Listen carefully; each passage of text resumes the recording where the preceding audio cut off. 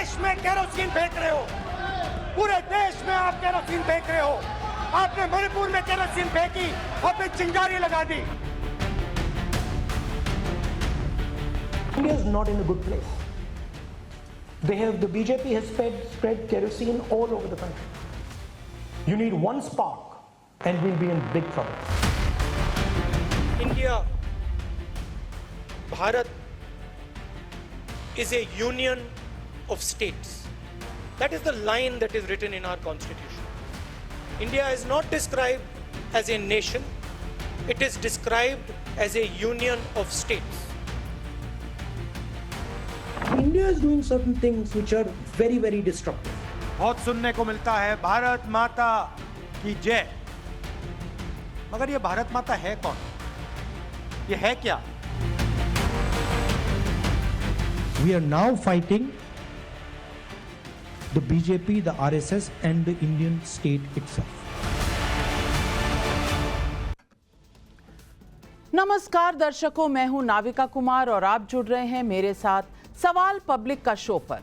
लोकसभा में नेता प्रतिपक्ष राहुल गांधी के ये शब्द गंभीर सवाल खड़े कर गए हैं, जिसमें उन्होंने कहा है कि हम बीजेपी, आरएसएस और इंडियन स्टेट से लड़ रहे हैं। चुनाव आयोग जैसी संवैधानिक संस्थाओं पर सरकार के कब्जे के राहुल गांधी के आरोपों पर बहस हो ही रही थी कि उनका इस तरह का बयान आया। सवाल पब्लिक का है कि क्या राहुल गांधी की ये भाषा भारत की संप्रभुता को चुनौती देने का मंसूबा पालने वालों से मैच करती है? क्या ये अर्बन नक्सलियों जैसी जुबान है? राहुल गांधी आज कांग्रेस पार्टी के नए मुख्यालय इंदिरा भवन के उद्घाटन के मौके पर बोल रहे थे। कांग्रेस ने बड़े गर्व से बताया है कि नए मुख्यालय में आजादी की लड़ाई से लेकर मनमोहन सरकार तक कांग्रेस की क्या उपलब्धियां रही हैं। अच्छी बात है, कांग्रेस अपना इतिहास देश को जरूर बताए, लेकिन क्या नरेंद्र मोदी पर अटैक करने में राहुल गांधी को राजनीतिक विरोध और राष्ट्र विरोध का फर्क समझ नहीं आ रहा? कभी वो कहते हैं कि देश में सिखों को पगड़ी का और कड़ा पहनने की लड़ाई हुई, कभी वो कहते हैं कि भारत एक राष्ट्र नहीं यूनियन ऑफ स्टेट्स है। मई 2021 में राहुल गांधी ने यह भी कहा है कि भारत कुछ ऐसी चीजें कर रहा है जो विनाशकारी हैं। क्या नेता प्रतिपक्ष जैसा अहम पद हासिल करने के बावजूद राहुल गांधी की राजनीति जॉर्ज सोरोस, इल्हान उमर और गुरपतवंत सिंह पन्नू जैसे भारत विरोधियों को मजबूत नहीं कर रही? वैसे तो राहुल गांधी अक्सर अपने हाथ में संविधान की लाल किताब रखते देखे जाते हैं और दावा करते हैं कि उनकी लड़ाई संविधान बचाने की लड़ाई है, लेकिन इंडियन स्टेट से लड़ाई वाला राहुल का बयान संविधान के खिलाफ नहीं है क्या? मोदी से लड़ते लड़ते इंडियन स्टेट से क्यों लड़ रहे हैं राहुल? क्या इंडियन स्टेट के वो खुद भी नुमाइंदे नहीं हैं, लीडर ऑफ ऑपोजिशन लोकसभा रहकर, जो उन्हें एक कैबिनेट पोजीशन देता है? सवाल पब्लिक का आज यही।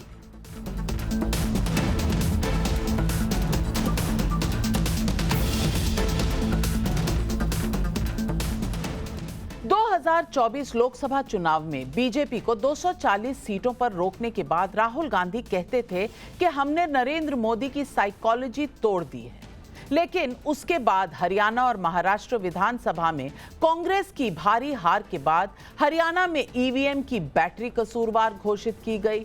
फिर आज राहुल गांधी ने कह दिया कि महाराष्ट्र में लोकसभा और विधानसभा चुनावों में 1 करोड़ नए वोटर जोड़ दिए गए। राहुल के आंकड़े कहां से आए ये मुझे नहीं पता, लेकिन चुनाव आयोग के आंकड़ों के मुताबिक दोनों चुनाव में वोटरों की तादाद का अंतर 35,41,875 था।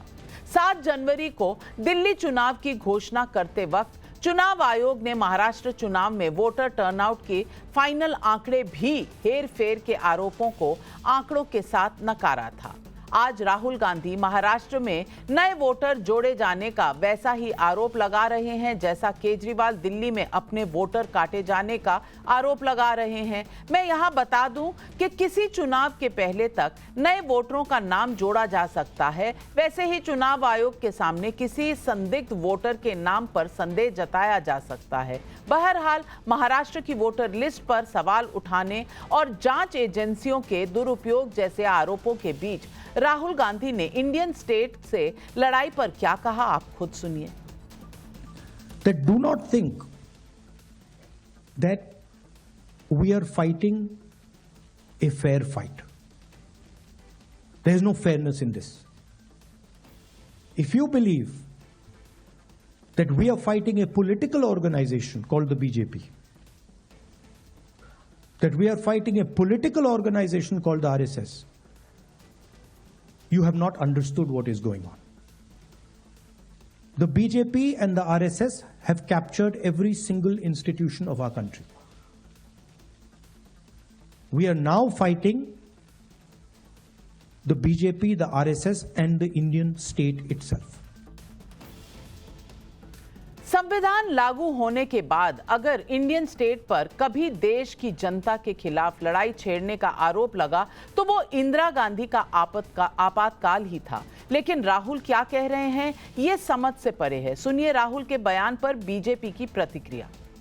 राहुल गांधी न देश समझते हैं न संविधान समझते हैं। आज तो उन्होंने संघ कहा कि पूरा इंडियन स्टेट से भी हम विरोध करेंगे। राहुल गांधी जिस प्रकार की भाषा बोलते हैं वो माओवादी भाषा है। राहुल गांधी जी नेता प्रतिपक्ष भारत के हैं। संविधान जिसकी शपथ ली है वो भारत का है और नेता प्रतिपक्ष भारत का कहता है कि हम भारत स्टेट से लड़ रहे हैं। It is our misfortune that we have a part time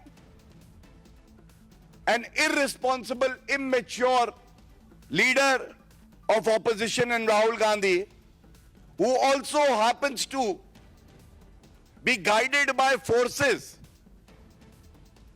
like George Soros. BJP Rahul के बयान को अर्बन नक्सलियों और भारत विरोधी जॉर्ज सोरोस से जोड़ रही है। बीते संसद सत्र के दौरान बीजेपी ने आरोप लगाया था कि सोनिया गांधी भारत विरोधी प्रोपेगेंडा करने वाले the forum of democratic leaders in the Asia Pacific यानी FDL-AP की सह अध्यक्ष हैं। संसद सत्र के दौरान जॉर्ज सोरोस से फंड लेने वाली अमेरिकी संस्था organised crime and corruption reporting project यानी OCCRP से राहुल के नेक्सस का आरोप लगाकर बीजेपी ने उन्हें traitor of the highest order और देशद्रोही भी कहा था। खुद प्रधानमंत्री मोदी भी राहुल के ऐसे कनेक्शंस पर सवाल उठा चुके हैं। ये कांग्रेस की भाषा, ये शाहजादे की भाषा पूरी तरह नक्सली भाषा है, माओवादी भाषा है। और नक्सली भी तो बिना रंगदारी लिए किसी कारोबारी को काम नहीं करने देते थे। आप सभी को कांग्रेस से बहुत सावधान रहना है। आज कांग्रेस को पूरी तरह से अर्बन नक्सल का गिरोह चला रहा है। पूरा देश देख रहा है कांग्रेस के खतरनाक एजेंडों को विकास सपोर्ट, किसका सपोर्ट मिल रहा है? जो लोग भारत को आगे बढ़ने से रोकना चाहते हैं वो इन दिनों कांग्रेस के सबसे करीबी दोस्त हैं। इसलिए समय एक होने का है। हमारी एकता ही देश को बचाएगी। सवाल पब्लिक का आज यही है कि इंडियन स्टेट से लड़ाई का बयान देकर क्या राहुल गांधी ने भारत विरोधियों को मौका दे दिया है? संविधान बचाने की कथित लड़ाई में इंडियन स्टेट से लड़ाई पर राहुल गांधी क्यों उतर आए हैं? अगर 2024 में मोदी की साइकोलॉजी टूटी, फिर इंडियन स्टेट पर बीजेपी RSS का कब्जा कैसे है? यही सवाल आज पब्लिक पूछ रही है और इन सवालों के जवाब देने के लिए आज हमारे साथ जुड़ रहे हैं बीजेपी के राष्ट्रीय प्रवक्ता शहजाद पूनावाला। हमारे साथ आज अनुराग भदौरिया हैं, नेशनल प्रवक्ता हैं समाजवादी पार्टी के, मृत्युंजय तिवारी जी प्रवक्ता हैं RJD के, हर्षवर्धन त्रिपाठी वरिष्ठ पत्रकार। लेकिन पहला सवाल जाता है तहसीन पूनावाला जी को जो कांग्रेस के सपोर्टर हैं। तहसीन पूनावाला जी, आज देश उस दोराहे पे खड़ा है जहां आज डिसाइड करना पड़ेगा कि कांग्रेस क्या है, राहुल गांधी क्या हैं। क्या Rahul Gandhi leader of opposition Lok Sabha में रहकर कैबिनेट पोजीशन एंजॉय करके इंडियन स्टेट का पार्ट नहीं है? कांग्रेस के जितने राज्यों में मुख्यमंत्री हैं, क्या उन्हें रिजाइन नहीं कर देना चाहिए? क्योंकि आज राहुल गांधी कह रहे हैं उनकी लड़ाई इंडियन स्टेट से है। तो इंडियन स्टेट, क्या राहुल गांधी खुद से लड़ रहे हैं? क्या उनके मुख्यमंत्री खुद से लड़ रहे हैं, खुद सरकार के खिलाफ लड़ रहे हैं? वो भी तो इंडियन स्टेट की सरकार है। मैं पूछना चाहती हूं, ये किस तरह का बयान है? क्या ये अलगाववादी सोच का सामने नहीं रखता? क्या कांग्रेस पार्टी अलगाववादी सोच को सपोर्ट करती है? जय संविधान नाविका जी, आपके ओपनिंग विजुअल्स में आपने राहुल गांधी जी का एक स्पीच बताया जिसमें उन्होंने भारत के संविधान से आर्टिकल 1 से लाइन पढ़ी और मैंने बिल्कुल संविधान से पढ़ रहा हूं। इंडिया दैट इज भारत, ये कहा राहुल जी ने, shall be a union of states, यही श्री राहुल गांधी जी ने कहा। लेकिन भाजपा जिसने इस संविधान का हमेशा अपमान किया है, जिसने आरएसएस ने इस संविधान को इंपोर्टेड कहा इसमें कोई भारतीयता नहीं है, जिसने हमेशा हमारे तिरंगे को कोसा है, वो आज एक शहीद के बेटे और शहीद के पोते पर आरोप लगा रहे हैं। भाजपा और इनका संगठन आरएसएस जो कहता है 2014 के पहले कोई बात ही नहीं था गर्व होने के लिए कि हम भारतीय हैं, वो आज उस व्यक्ति पे आरोप लगा रहे हैं जिनके पिताजी ने इस देश के लिए शहादत दी थी, कि चिट्रे चिट्रे उड़ गए थे। चाहे फिर वो आदरणीय मोहन भागवत जी हो, चाहे फिर वो मेंबर ऑफ पार्लियामेंट हो जिसने नाविका जी आपको इंटरव्यू दिया, या फिर उन माननीय नरेंद्र मोदी जी हो, सभी का एक ही कहना है कि भारत आजाद 2014 के बाद हुआ है और इस पर हमें आपत्ति है। इस आजादी के लिए हमारे बाप दादाओं ने खून बहाया था, जेल में गए थे, वंदे मातरम और भारत माता की जय के नारे लगाए थे, जबकि आरएसएस के लोग लव लेटर लिख रहे थे अंग्रेजी को, क्विट इंडिया मूवमेंट को किस तरह से खत्म करना है। हम इसलिए आरएसएस के खिलाफ लड़ते, हम इसके लिए भाजपा के खिलाफ लड़ते और इसीलिए आज हम लोगों पर यह आरोप लगाया जा रहा है। तहसीन पूनावाला जी, मुझे लगता है सिर्फ संविधान की कॉपी लहरानी जरूरी नहीं होती। लहराइए मत, प्रियम्बल पढ़ लीजिए। और मैं चाहूंगी कि आप राहुल गांधी जी को भी पढ़वा दीजिए। जहां आप यूनियन ऑफ स्टेट्स कह रहे हैं, वहीं प्रियम्बल में जहां लिखा है we the people of India, justice, liberty, equality, वहां फ्रेटर्निटी का भी वाक्य पढ़ लीजिए। Fraternity assuring the dignity of the individual and the unity and integrity of the nation. Nation का पूरा व्याख्या दिया हुआ है, union of states that make the nation. Rahul Gandhi कहते हैं union of states is not the nation. तो पहले तो मुझे बता दीजिए कि संविधान सिर्फ लहराना जरूरी नहीं होता, संविधान पढ़ना और समझना जरूरी होता है। रुक जाइए, अब अपनी गाड़ी को ब्रेक लगा लीजिए क्योंकि अब मैं बोल रही हूं। अब मैं आपको पूछना चाहती हूं, शायद आपकी और राहुल गांधी की या तो भाषा समझने की कृति कम है या फिर समझदारी ही कम है। क्योंकि अगर मैं आपको बताऊं कि मोहन भागवत जी ने क्या कहा, तो मैं बता देती हूं। उन्होंने कहा कि भारत राजनीतिक तौर से स्वतंत्र तो 15 अगस्त 1947 को हो गया था, लेकिन प्रतिष्ठा जनवरी 2023 में मिली थी।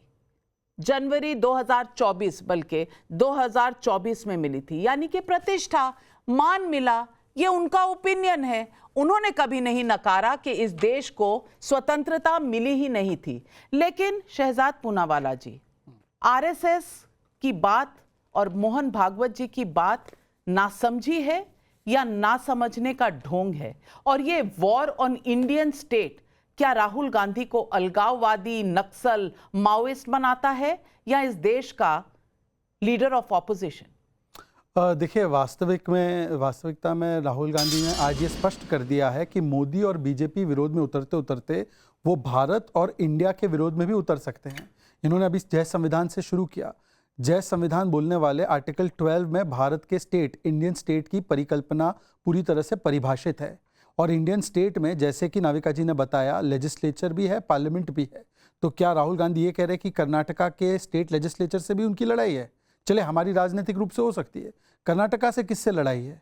हिमाचल में किससे लड़ाई है? और दूसरी बात, अगर इंस्टीट्यूशन से भी लड़ाई है, इलेक्शन कमीशन से लड़ाई है, जुडिशरी से लड़ाई है, तो मुझे बता दीजिए कि आप ही के साथी है ना उमर अब्दुल्ला, क्या कहते हैं इलेक्शन कमीशन के बारे में? आप ही के साथी है ना शरद पवार जी, क्या कहते हैं इलेक्शन कमीशन और ईवीएम के बारे में? चयनात्मक कमिटमेंट टू कॉन्स्टिट्यूशन की परिकल्पना कभी भी नहीं की थी। और आज जो उन्होंने आज अनावरण किया है भवन का, उसको दरअसल सोरोस भवन कहते तो बेहतर होता, क्योंकि एक लॉन्ग ट्रैक रिकॉर्ड है। और आप देखिए, भारत को हमेशा कमजोर करने की जो साजिश है, सेना का विरोध करना, surgical strike, Balakot air strike पर सवाल उठाना, पुलवामा का दोष भारत पर डालना, पाकिस्तान के सुर से सुर मिलाकर 370 की बात करना, एमओयू चाइना के साथ करना, डीके सुरेश का कहना कि भारत का एक अंग जो है वो हिस्सा ही अलग हो जाए, नक्सलियों को शहीद कहना। भारत जोड़ो में किससे शुरुआत हुई? जॉर्ज पोनैया से, जो भारत माता को गाली देता है। मैं केवल दो बातें करना चाहता हूं और तहसीन से सवाल पूछना चाहता हूं। आप तो ये बताइए कि आप तो कह रहे हैं ना कि इंडिया की इंडिपेंडेंस, राहुल गांधी तो इंडिया को नेशन ही नहीं मानते भाई। जो नेशन 5000 वर्षों से एक नेशन है, उसको तो राहुल गांधी आज भी नेशन नहीं मानते, वो कहते हैं यूनियन ऑफ स्टेट्स है। दूसरी बात, जहां तक सवाल है आरएसएस और मोहन भागवत जी के बयान का, मोहन भागवत जी ने केवल इतना कहा कि देखिए 2014 में राजनीतिक आजादी, स्वतंत्रता तो मिल चुकी है, परंतु जो हमारा आत्मविश्वास है, जो अपना आत्मसम्मान है, वो बाद में जागा। और मुझे बताइए कि क्या यह बात सच नहीं है कि इतने वर्षों तक जो भारत का स्व था उसको दबाए रखने में कांग्रेस पार्टी ने वो की थी बातें आगे, औरंगजेब रोड का नाम रखना चाहिए या एपीजे अब्दुल कलाम का? आप बताइए कि भारत का स्व औरंगजेब रोड से जगता है या एपीजे कलाम साहब से? तो इसीलिए मैं कह रहा हूं कि इस प्रकार की बातें केवल राहुल गांधी कर सकते हैं, जो देश विरोधी है। उन्होंने आज वास्तविकता में बता दिया है। मैं अनुराग भदौरिया जी आपसे पूछना चाहती हूं, क्या Rahul Gandhi leader of opposition with cabinet rank रह सकते हैं और इंडियन स्टेट के खिलाफ इस तरह की लड़ाई लड़ सकते हैं? क्या हम इस देश की संप्रभुता को सवाल उठा रहे हैं? क्या हम इस देश के इलेक्टोरेट पे सवाल उठा रहे हैं? क्या इस देश में जुडिशरी नहीं है?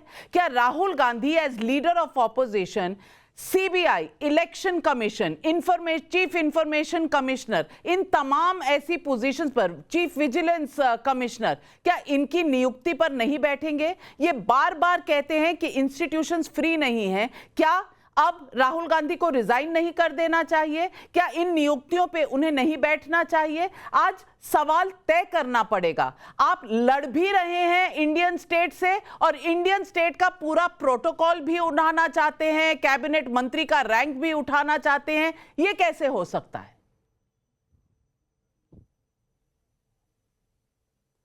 देखिए नाविका जी, पहले तो आपको समझना पड़ेगा इंडिया गठबंधन का मतलब क्या है। इंडिया गठबंधन का मतलब होता है एक सोच, सत्य, विचार, राष्ट्रवाद, खुशी, एकता, मोहब्बत, देश की उन्नति, हर घर में खुशहाली, हर चेहरे पे मुस्कान, और देश में हर व्यक्ति हंसी खुशी रहे और नफरत खत्म हो। यह है इंडिया गठबंधन का मतलब।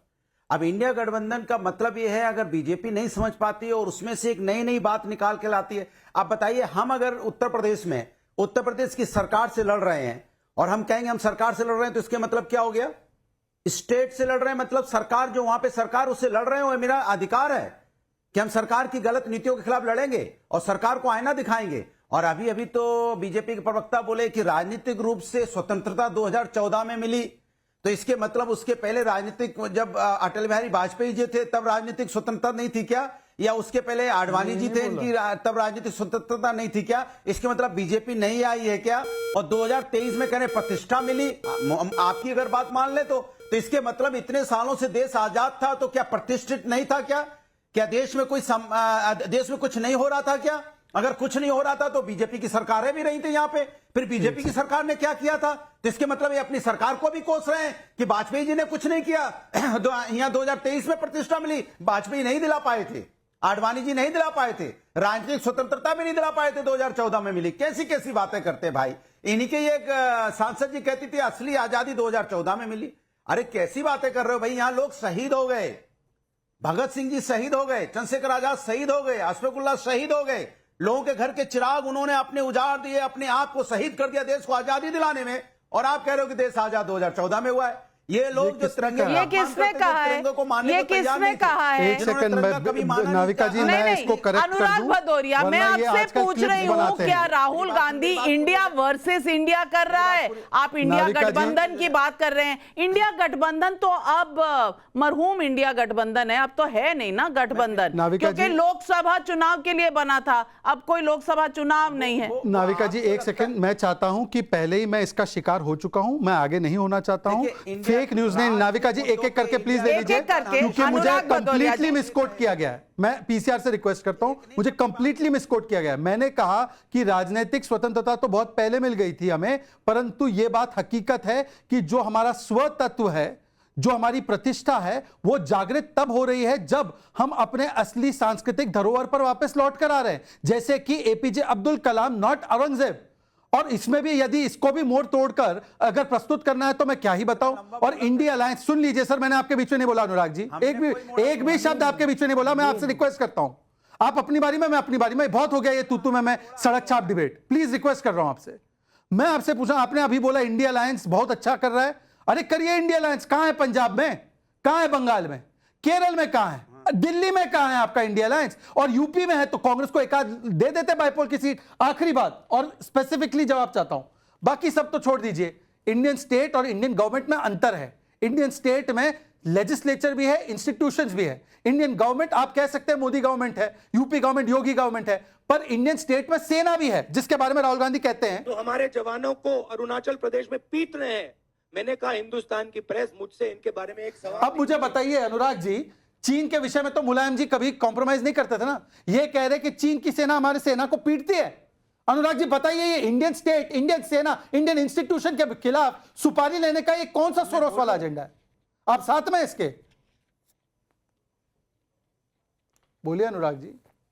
हाँ, मैं बोलूं अपनी बात, अगर जी। नाविका जी आपकी इजाजत हो तो। बिल्कुल इजाजत है, देखिए बोलिए। नाविका जी, चाइना की जब भी बात होती है तो हम डंके की सुनिए, चाइना की जब भी बात होती है तो हम डंके की चोट पे कहते हैं कि चाइना मेरा दुश्मन नंबर 1 है। भारतीय जनता पार्टी कहेगी चाइना मेरा दुश्मन नंबर 1 है।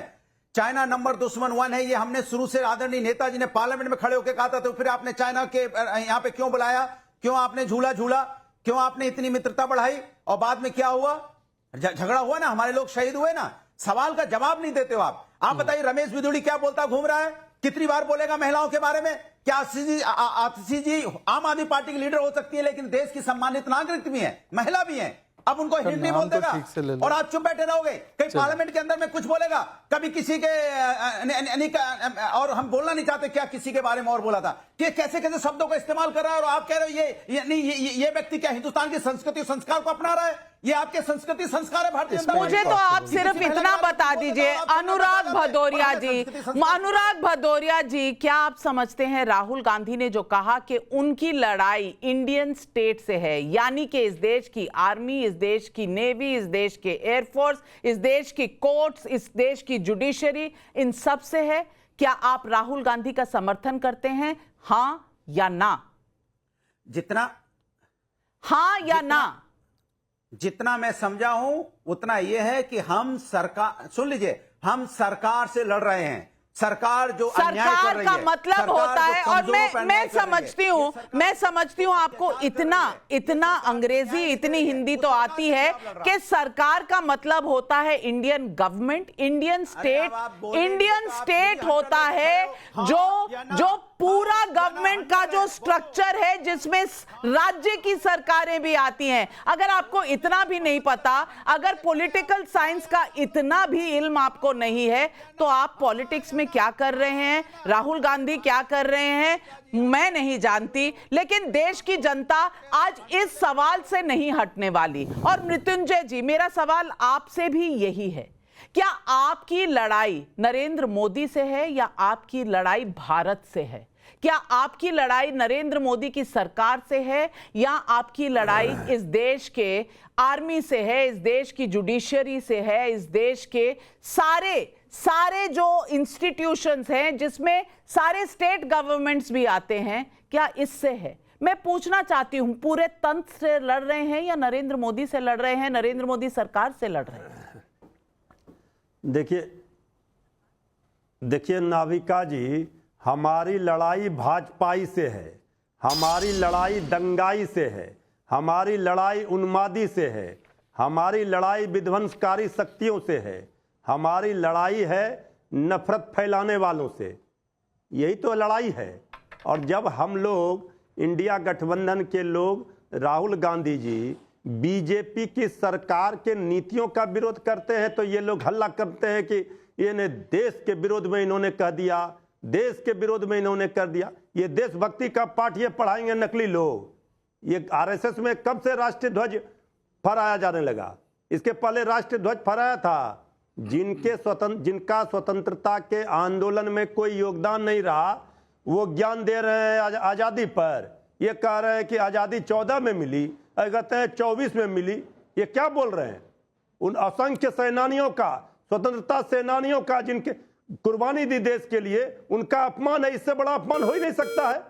और बीजेपी परेशान है। राहुल गांधी जी की दादी ने कुर्बानी दी, उनके पिता ने कुर्बानी दी, और देशभक्ति का पाठ ये पढ़ा रहे हैं। देखिए, भारतीय जनता पार्टी के पास कोई मुद्दा नहीं रहता है तो सिर्फ ये प्रोपगंडा खड़ा करते हैं। एक साथ देखिए सब लोग किस तरह बयान दे रहे हैं। ये इनको तो, अगर बीजेपी का विरोध का मतलब क्या हो गया? देश का विरोध। तो राहुल गांधी ने तो कहा, आपने शायद सुना नहीं राहुल गांधी ने क्या कहा। आपने सुना नहीं राहुल गांधी ने क्या कहा। मैं दोबारा सुनवाना चाहती हूँ। राहुल गांधी ने क्या कहा? उन्होंने कहा मैं बीजेपी और आरएसएस नहीं, मैं इंडियन स्टेट के खिलाफ हूं। सुनिए सुनिए, बीजेपी का विरोध तो हो ही नहीं रहा। सुनिए। मानसिकता में that do not think that we are fighting a fair fight. There is no fairness in this. If you believe that we are fighting a political organization called the BJP, that we are fighting a political organization called the RSS, you have not understood what is going on. The BJP and the RSS have captured every single institution of our country. We are now fighting the BJP, the RSS and the Indian state itself. Mrityunjay ji, उन्होंने कहा we are fighting the Indian state itself. ये मैं पूछ रही हूं, क्या आप इस देश के पूरे तंत्र से लड़ रहे हैं? तो फिर राहुल गांधी को क्या रिजाइन नहीं करना चाहिए? क्या उनके मुख्यमंत्रियों को रिजाइन नहीं करना चाहिए? हम 100 बार कह रहे हैं, लड़ाई है हमारी भाजपाइयों से। भाजपाइयों के मानसिकता में दरिद्रता है। वो राहुल गांधी जी का विरोध करने के लिए सीधे इसको राष्ट्रभक्त और देशभक्त से जोड़ते हैं।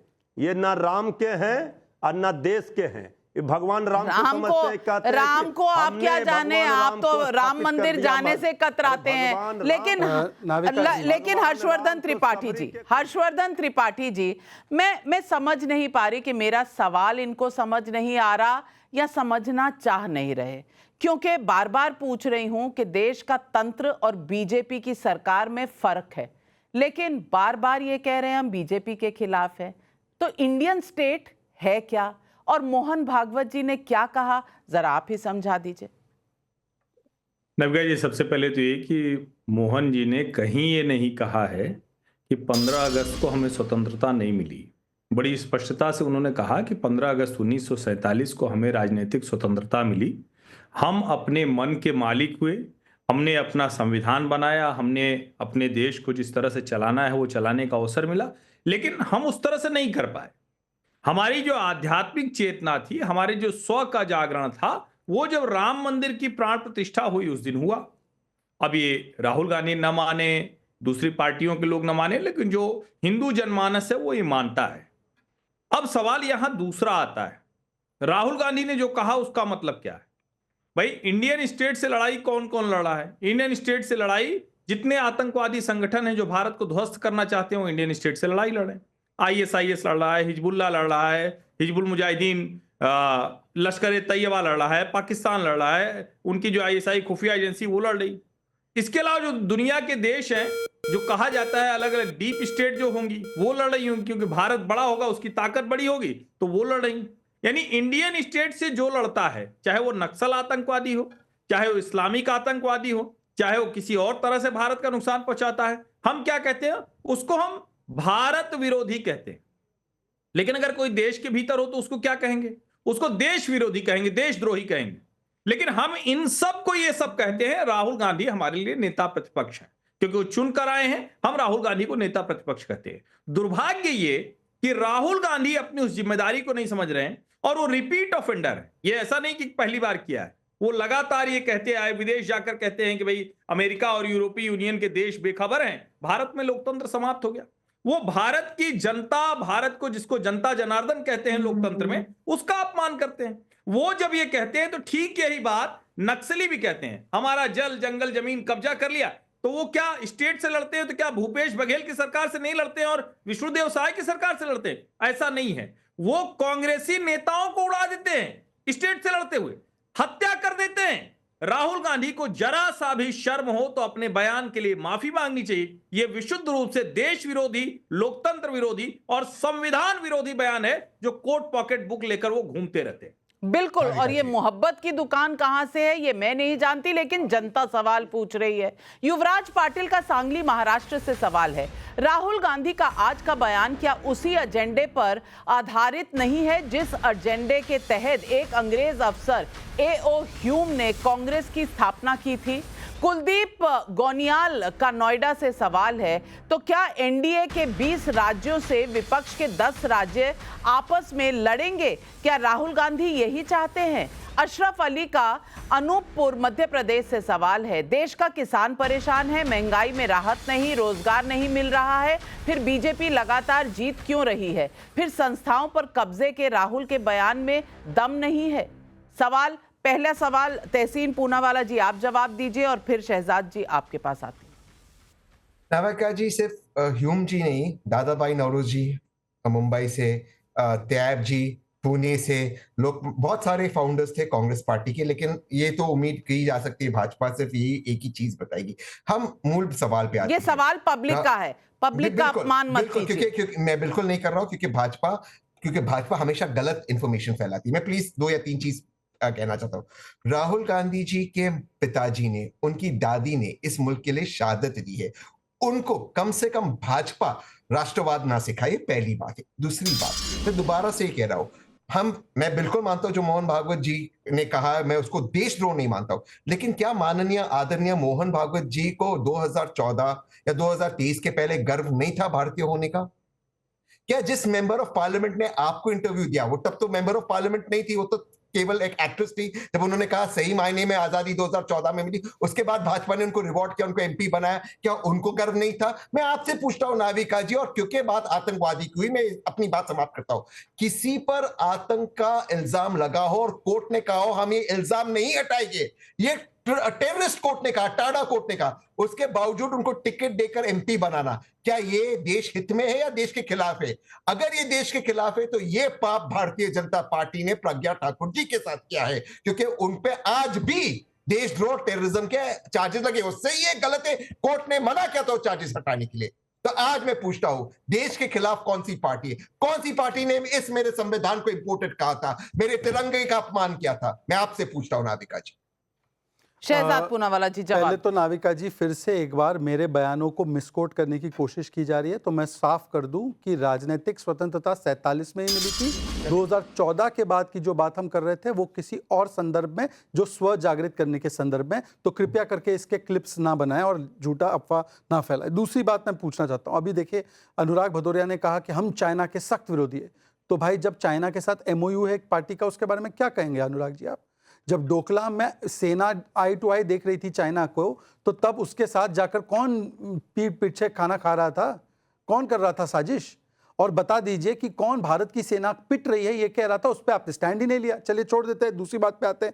अभी ये कह रहे थे कि हम बीजेपी के खिलाफ लड़ रहे थे। तिवारी जी लड़िए ना, किसने रोका है? इलेक्शन तो बीजेपी के खिलाफ ही लड़ना है आपको, पर बीजेपी और इंडियन स्टेट में अंतर है या नहीं? और आप तो संविधान के बहुत बड़े पुजारी है ना, आप मानते हैं ना अपने आप को, तो बताइए कि संविधान से ही तो इंडियन स्टेट निकलता है। 370 लागू था, तब तक भारत का संविधान था वहां पे?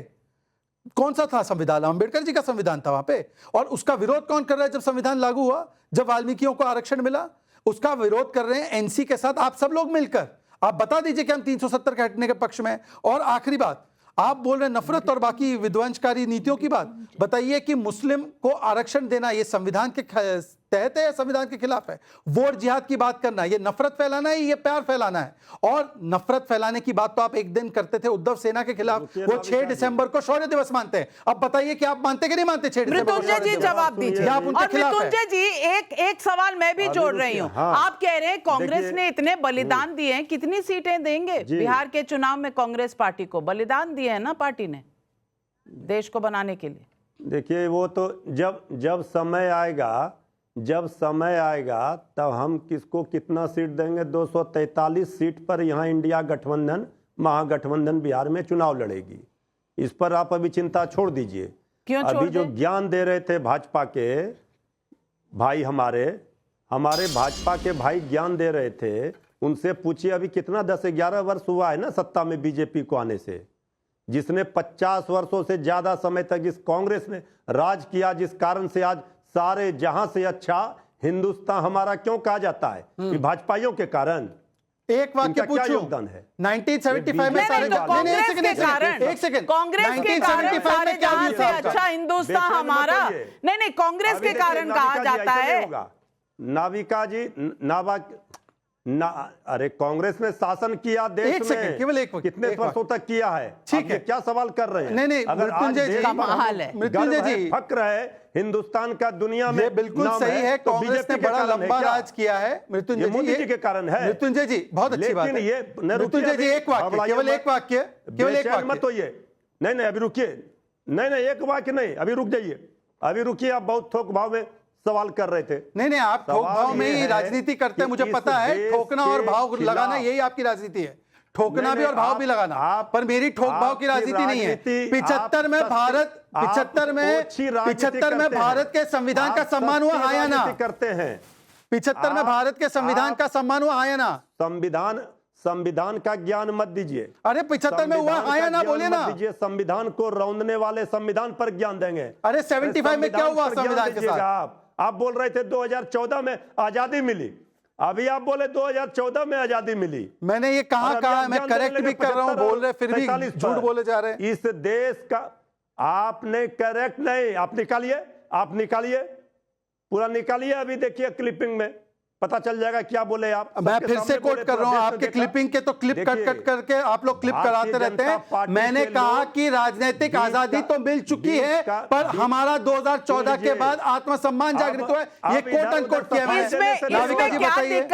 इसमें क्या दिक्कत है मैं नहीं समझ पा रही। लेकिन मृत्युंजय जी बात तो ये है कि 1975 में संविधान कहां गया था? ये भी तो कांग्रेस के साथ ही जुड़ा हुआ है। तब कहां था भारत? ये जो आप कह रहे हैं सारे जहां से अच्छा, मैं पूछना चाहती हूं हर्षवर्धन त्रिपाठी जी से। हर्षवर्धन त्रिपाठी जी, कांग्रेस की वजह से सारे जहां से अच्छा हिंदुस्तान हमारा हुआ था?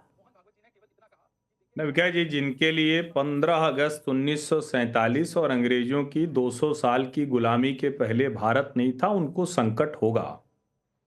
जिनको भारत की संस्कृति, सभ्यता, सिविलाइजेशनल हिस्ट्री के बारे में पता नहीं है, उनको संकट होगा। इस देश ने जिस दिन भारत अंग्रेजों से गुलामी से आजाद हुआ, उसके बाद भारत ने अपना गणराज्य बनाया, संविधान को सरमाथे लगाया, संविधान में कांग्रेस ने बहुतायत, उसके अलावा दूसरी सरकारों ने भी संशोधन किया। तो संविधान हमारी अपनी बनाई हुई व्यवस्था है, हम उसका सम्मान करते हैं। कुछ उसमें गलत लगता है, उसमें संशोधन करते हैं, लेकिन जिसने संविधान को ताक पर रख दिया था, जिन इंदिरा गांधी जी ने, आज ही उनके नाम पे इंदिरा भवन रखा गया है। सरदार मनमोहन सिंह भवन नहीं हो पाया, न तो यह हो पाया कि उसको महात्मा गांधी भवन नाम रख देते, और न तो यह हो पाया कि जिस प्रयागराज में स्वराज भवन था, जो मोतीलाल नेहरू का घर था, जहां से कांग्रेस पार्टी की पैदाइश हुई, स्वराज भवन भी भूल गए, इंदिरा गांधी भवन रख दिया। जरा आप सोचिए, आडवाणी जी का आपातकाल, आडवाणी जी का तक बदल दिया गया संविधान का, और ऐसे लोग बता रहे हैं, किस पोस्टर में फोटो रहता है। और मृत्युंजय जी की पार्टी के मुखिया नहीं, ये की बेटी आडवाणी जी मीसा भारती इसीलिए नाम पड़ा। आडवाणी जी का फोटो मृत्युंजय जी, अगर आप इमरजेंसी को भूल जाएंगे, जहां लालू जी की बेटी का नाम मीसा रखा गया, तो फिर तो क्या ही है, इतिहास की कोई जरूरत ही नहीं है, इतिहास को भूल जाइए, सिविलाइजेशन छोड़ दीजिए, आप तो अपने लाइफ टाइम की चीजें भूल रहे हैं, और ये इस देश का दुर्भाग्य है। संजय मिश्रा भदोही उत्तर प्रदेश से सवाल पूछ रहे हैं, जिस देश ने राहुल गांधी जी की 3 पीढ़ी को प्रधानमंत्री स्वीकार किया, उस देश से ही राहुल गांधी लड़ना चाहते हैं। उपमा श्रीवास्तव का लंदन से सवाल है, इंडियन स्टेट का मतलब जागरूक भारत है। अगर हर संस्था बिना बाहरी दबाव के काम कर रही है, फिर कैसे राहुल गांधी इंडियन स्टेट से लड़ाई लड़ रहे हैं? कश्यप वैद्य का वडोदरा गुजरात से सवाल है, राजनीति की और सीट बंटवारे की जब बात आती है तो इंडिया गठबंधन अलग थलग पड़ जाता है। आज जब राहुल गांधी ने कुछ गलत कहा तो सब के सब एक साथ उनका बचाव कर रहे हैं, ऐसी क्या मजबूरी है? अनुराग भदौरिया जी, बताइए ना इन सारे सवालों के जवाब। देखिए नाविका जी, कितनी सफाई से बात हुई। 1975 में संविधान पे जब आंच आई तो हम समाजवादी लोग लड़े, जेल गए, और आज फिर संविधान पे खतरा है तो फिर लड़ रहे हैं। आज भारतीय जनता पार्टी की वजह से खतरा है, भारतीय जनता पार्टी संविधान तो का सम्मान नहीं कर पा रही है। चलिए मैं आपसे सवाल पूछती हूँ, रैपिड फायर आपके साथ। अनुराग भदौरिया, 1975 में किसने इमरजेंसी लगाई, मुझे बता दीजिए। नहीं, जवाब दीजिए, इमरजेंसी किसने लगाई? देखिए, इमरजेंसी किसने लगाई 1975 में? आप सुन तो लीजिए, जवाब तो सुन लीजिए। आप तो तुरंत जैसी बीजेपी की, जैसी आपको लगा बीजेपी कमजोर होने लगी, आप तुरंत रैपिड फायर खोलो, रैपिड फायर जल्दी खोलो। अनुराग भदौरिया, ये आपका जो आपका आरोप है ना, इतना पुराना हो गया है कि बोर हो गए, कुछ नया ढूंढ के लाइए मेरे खिलाफ। लेकिन 1975 में किसने लगाई इमरजेंसी? जल्दी, रैपिड। 1975 में कांग्रेस ने लगाई, और कांग्रेस के खिलाफ हम समाजवादी लोग संविधान बचाने के लिए लड़े। आज भारतीय जनता पार्टी संविधान को आज इंदिरा भवन आपको 1975 की याद दिलाता है कि नहीं? कांग्रेस ने लगाई, इंदिरा गांधी का नाम नहीं याद आ रहा, इंदिरा गांधी का नाम नहीं याद आ रहा। आज कांग्रेस का हेडक्वार्टर इंदिरा भवन है, जाएंगे वहां इंडिया गठबंधन का झंडा ऊंचा करने, जाएंगे इंदिरा भवन में। अरे सुन तो लीजिए मेरी बात, आप क्यों इतना हल्ला मचाती? अच्छा ये बताइए भारतीय जनता पार्टी गठबंधन एनडीए है कि नहीं है? कोई नाम लेने वाला है एनडीए का कि है, नहीं है? बता दीजिए, कोई नाम लेने वाला है? सवाल कुछ जवाब कुछ। शहजाद पूनावाला, शहजाद पूना। नाविका जी, आप जानते हो कि मैं बोल सकता हूं। अनुराग जी सुन लीजिए, अनुराग जी सुन लीजिए, अनुराग जी मैंने आपके बीच में नहीं बोला, मैं चुप बैठा था। अनुराग, नाविका प्लीज, नाविका एक एक करके बात रखते हैं। देखिए नाविका, मुझे समय बहुत देती हूँ अनुराग भदौरिया, जनता भी देख रही है, लेकिन जब समय मिलता है तो जवाब देना नहीं है और इधर उधर की बात करनी है। शहजाद पूनावाला, 30 सेकंड। 2 छोटे सवाल है। एक तो उन्होंने एनडीए की तो बैठक अभी 25 दिसंबर को ही, मुझे लास्ट इंडिया अलायंस की ऑफिशियल बैठक कब हुई बता दे। दूसरी बात यह है कि संविधान बचाने की बात हो रही है ना, मुस्लिम आरक्षण क्या ये संविधान के साथ है? क्या ये कहना कि हम लोग जो है ओबीसी आरक्षण में से काटकर मुसलमानों को देंगे, ये संविधान के साथ है? हाई कोर्ट और सुप्रीम कोर्ट ने इसके ऊपर फैसला सुना है। अब मैं आखिरी बात फिर से रिइटरेट कर रहा हूं कि मैंने ये नहीं कहा था कि 2014 में राजनीतिक आजादी मिली है, मैंने बोला राजनीतिक आजादी मिल चुकी है, ये हम सब स्वीकारते हैं, पर उसके बाद स्व जागृत हुआ। इसीलिए मैं कृपया करके बोल रहा हूं कि झूठ फैलाना मेरे नाम पर बंद कीजिए। पीयूष करम्बलेकर का बिलासपुर से सवाल है, राहुल गांधी के मुताबिक तपस्या का मतलब गर्मी पैदा करना है और उनकी लड़ाई इंडियन स्टेट के खिलाफ है। राहुल का ऐसा भाषण तैयार करता कौन है? अंजनी कुमार शर्मा का इंदौर मध्य प्रदेश से सवाल है, लोकतंत्र में चुनाव लड़ने के लिए इंडियन नेशनल कांग्रेस का नाम इस्तेमाल करने वाली कांग्रेस जब इंडियन स्टेट से लड़ जाएगी तो नाम बदलकर कांग्रेस लिबरेशन फ्रंट रखेगी क्या? पुष्पक जोशी का इंदौर से सवाल है, 15 दिन पहले तक स्वर्गीय मनमोहन सिंह को कांग्रेसी इतना याद कर रहे थे, आज जब पार्टी का कार्यालय के नाम रखने पर आया तो इंदिरा गांधी के नाम पर रख दिया। वाह, ये जनता है, मैं हमेशा कहती हूं सब जानती है। लोकसभा में नेता प्रतिपक्ष की कुर्सी पर बैठे राहुल गांधी के एक एक शब्द अहमियत रखते हैं। प्रधानमंत्री नरेंद्र मोदी से लड़ाई में उनका संवाद कभी ऐसा नहीं हो सकता जिससे देश पर आंच आए। संविधान और देश की संस्थाओं के जिस मैकेनिज्म से नरेंद्र मोदी देश की सत्ता पर हैं, उसी मैकेनिज्म से कुछ राज्यों में नरेंद्र मोदी विरोधी सरकारें भी चल रही हैं। चुनाव आयोग ने आंकड़ा दिया है कि 2020 के बिहार चुनाव से अब तक 30 चुनाव में 15 अलग अलग पार्टियां सबसे बड़ी पार्टियां बनकर आई हैं। ऐसे में राहुल कांग्रेस के खराब पोल परफॉर्मेंस पर विक्टिम कार्ड खेलने के चक्कर में इंडियन स्टेट से लड़ाई का दांव खेलेंगे तो जनता उन्हें कभी गंभीरता से नहीं लेगी और आज जनता को फैसला करना पड़ेगा। क्या देश को देश के खिलाफ खड़ा कर दिया जाएगा? क्या ये लड़ाई नरेंद्र मोदी से है या ये लड़ाई भारत से है?